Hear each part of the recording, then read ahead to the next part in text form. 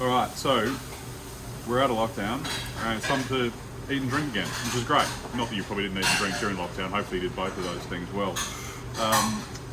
We're starting off the week with a little bit of Savvy, which is one of those things that a lot of people that do what I do for a living don't like Sauvignon Blanc, and I don't get it, because there's a time and a place.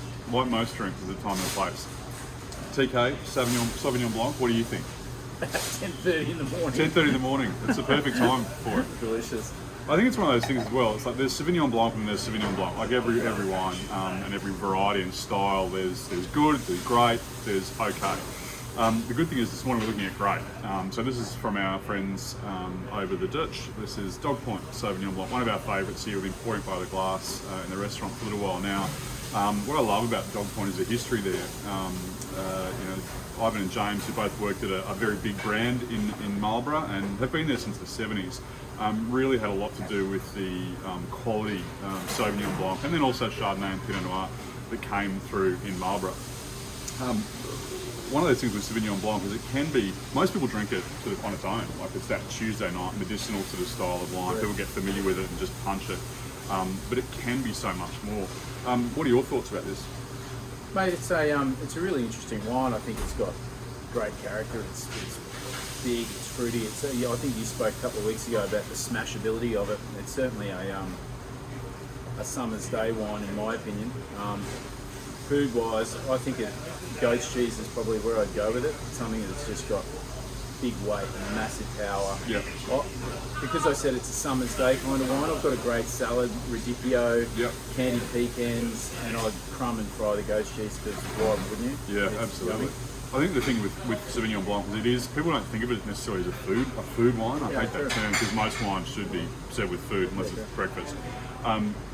But it can handle something really intense. I mean, that's why goat's cheese always works really well with Sauvignon Blanc. So, you've got these wonderful aromatic flavours that Sauvignon always has, but this one has some texture as well. It has some weight, can handle those sort of big flavours, but it's clean still and it's still refreshing and something it'll cut through, particularly something deep fried. I mean, I love the idea of deep fried cheese, who doesn't?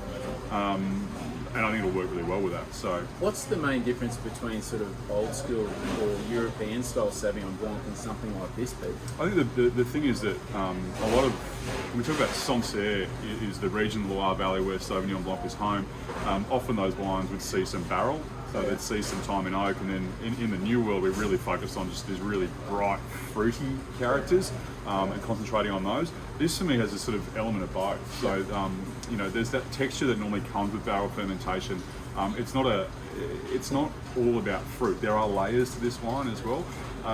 But even in Sancerre now, they're kind of benchmarking against great wines from Marlborough and going, how do we do that? Because they want to compete with that, because Marlborough did it so well for so long. It continues to, those big punchy fruit flavours. But I think what happens is over time is that people's palate change as well. They need more. So something that just tastes like passion fruit and light cheese is fine for a while, but you kind of want to move on at some point in time. Because that's certainly a grown-up wine, isn't it? Like, it's a proper, absolutely, it's a serious wine. Yeah, it is, and I think that is about that texture and that weight. There's complexity there that comes from grapefruit first and foremost. These guys have, I think it's the largest bio-grow vineyard in New Zealand, so which is the sort of the organic symbol that New Zealand sort of carries. They've been at the forefront of that for a really long time. It's a beautiful part of Marlborough.